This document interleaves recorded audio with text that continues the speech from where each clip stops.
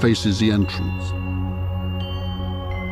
There are beds on either side, and in the centre, there's a hearth.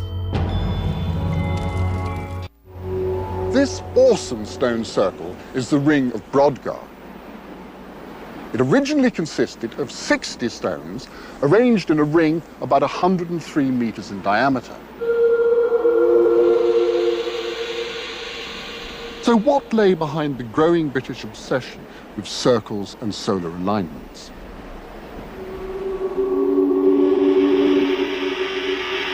I think the simplest way to answer that question is to take things that structured lives then and now.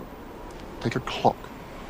Now, the hour hand of a clock mimics the daily action of the sun. And nowadays, we're obsessed with hours and minutes because work dominates our life. You could say that work is part of our fundamental cosmology.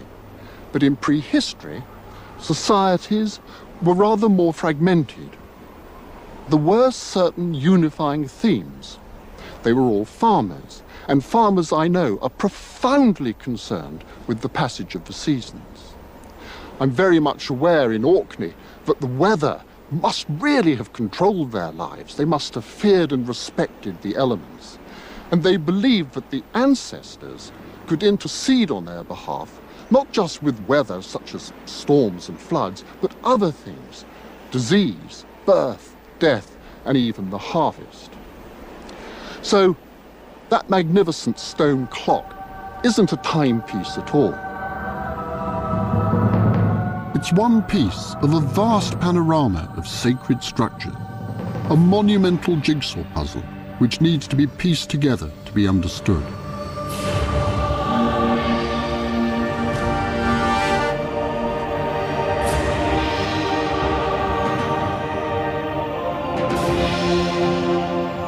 The key is that the monuments are interconnected.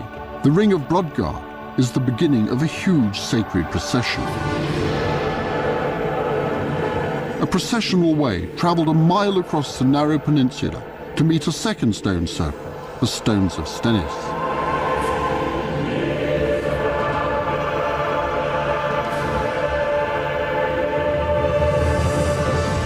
To the east lies the magnificent tomb of Maes Howe, buried below a huge circular mound.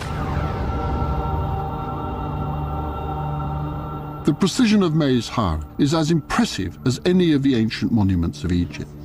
Its narrow entrance is aligned with the setting sun on the winter solstice, the darkest point of winter.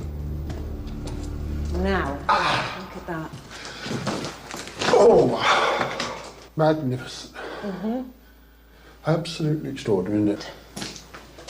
Now, the sun would have come streaming down here when on midwinter sunset. That's the dying sun, and yet it's at that very cold, dark time in this place, which is associated with death, that you suddenly have the light coming in. That's the time when we're moving into the season where things are going to start growing again. It's a sort of symbol of life, isn't it? Yes, and of regeneration. Yeah. The cycle of the seasons meant something to the people of ancient Britain. Did they believe that human life too was cyclical? How do the living and the dead interrelate? Obviously, with people coming in and out of the tombs, there was a lot of interaction between the living and the dead.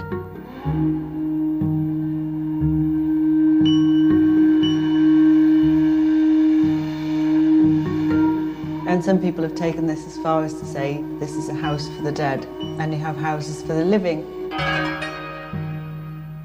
Some elements of the layout of the tomb are similar to the layout of the house. We have the passage.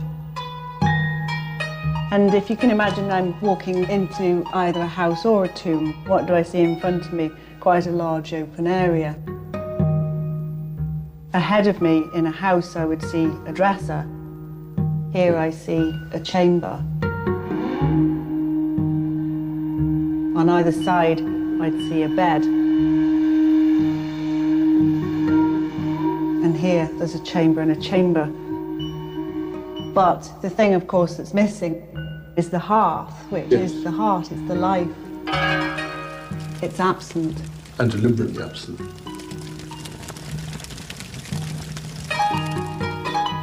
The circular shape of all the structures in Orkney is no coincidence. These similarities are part of a pattern.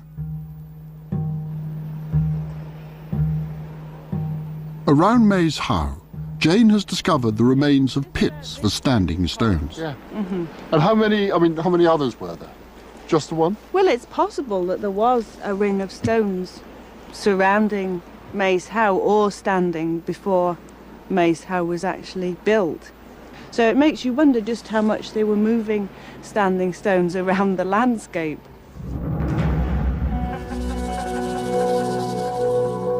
These 4 stones here are not actually performing any useful purpose, are they? I mean, they don't seem to go back into the wall. No, they're not tied into that masonry. They really are just standing stones, aren't they? But they're very striking. Yes, and they would have been freestanding and then the tomb built around them. Right. Extraordinary thought, isn't it?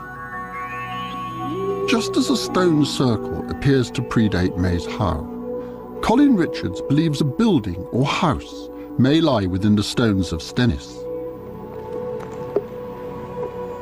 They actually picked up the stones and moved them over there. So this is the hearth that they found when they dug here, isn't it? Yeah, yeah. Square hearth, just like the houses, single entrance, same spatial organisation.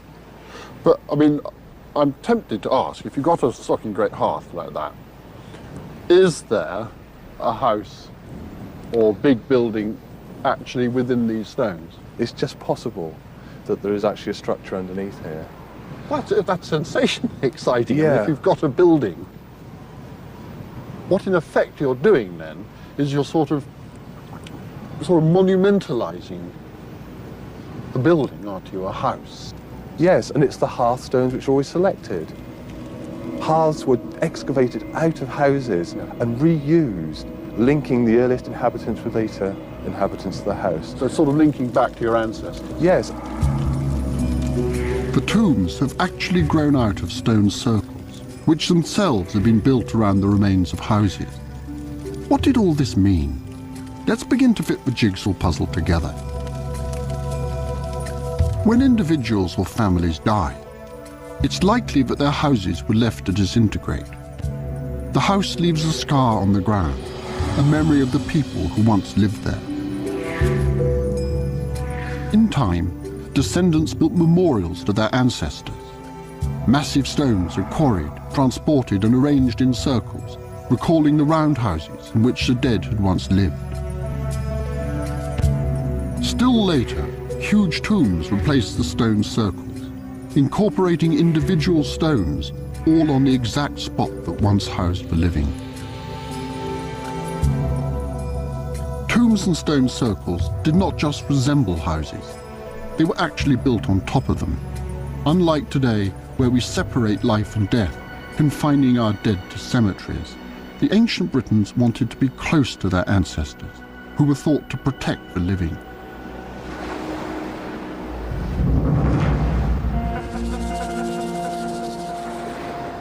I think what's going on here is we've misconceived the stone circles. The way in which we conceive of these things is a remnant of old reasoning. If you shift the object of study to people's lives, people lived at Barnhouse. They go through a series of rites of passage that involve these monuments and maybe end up being buried or burying people in Maze How. So, you know, if you start to think about people's lives and less about the material type of monument as archaeologists, you can see how they all operate together.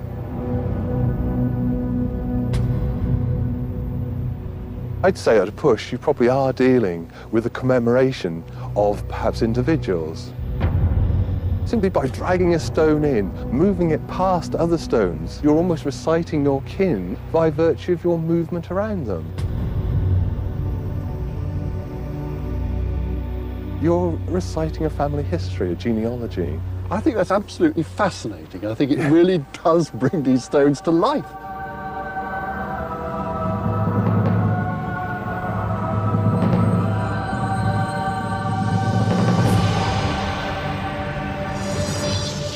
Immortalised in stone, the dead ancestors of Orkney are constantly visible on the landscape and in the homes.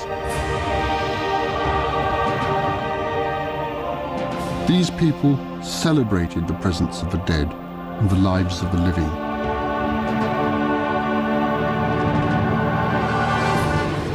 Moving through these monuments was an act of memory and of respect.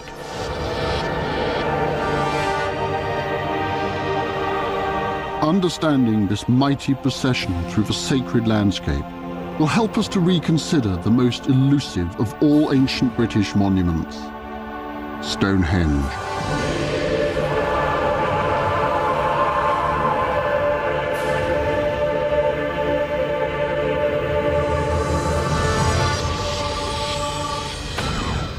A huge advance in archaeology was made possible by the introduction of aerial photography after the First World War. Squadron leader Gilbert Insel, a pilot fascinated by archaeology, spotted something strange in a field just 3 kilometers from Stonehenge.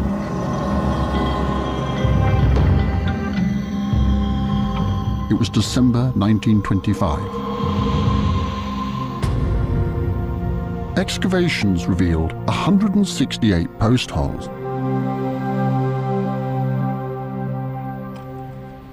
Mike Pitt showed me around. This is one of the bizarrest sites in British archaeology, I think. It is a fantastically important site, although it looks odd. These concrete stumps represent 6 enormous circles of wooden posts, some of which stood over 7 meters high. Known as Woodhenge, this structure has been a vital clue in unlocking the enigma of Stonehenge.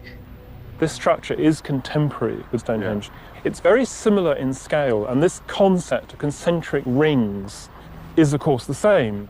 Like Stonehenge, it's precisely aligned on the midsummer sunrise, so there's that very direct symbolic link with Stonehenge. But here, there were people holding ceremonies and feasting. It looks as if they were feasting and killing in very large numbers young pigs. So here there are ceremonies involving large numbers of people, whereas at Stonehenge, there are very few, by comparison, very few artifacts. And if you go out of the entrance, straight down the slope, you get to the River Avon, which snakes away just out of sight over the ridge there. And you can follow that river down south for a few hundred yards, and then pick up the avenue earthwork straight into Stonehenge.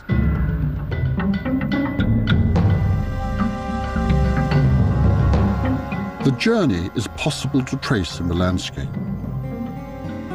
Close to Woodhenge, the procession meets the River Avon, which snakes round and turns south.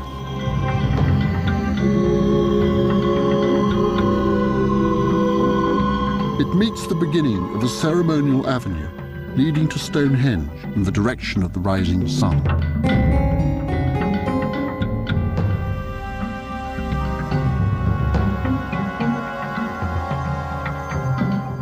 This ceremonial avenue has almost been ploughed out by modern farming, but early aerial photographs reveal it clearly.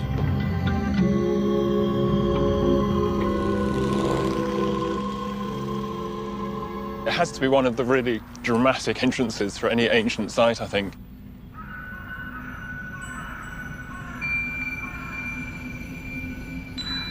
This extraordinary arrangement of stones, when it was built, for the people who saw this going up, was completely unique, nothing like it anywhere in the world. And then when you come through, it's fantastic, isn't it? It's astounding.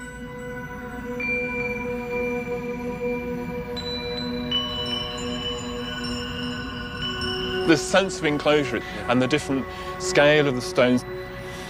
These little blue stones sort of crowding round us like people from the past.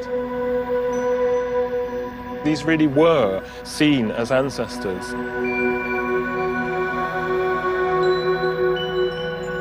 And that they've been brought over, and then the Sarsens put around them to protect them, to enclose them. Both in Orkney and at Stonehenge, the circles are deliberately lined up with the rising and the setting of the sun. These little blue stones come from the horizon over there to the west, which is where the sun sets.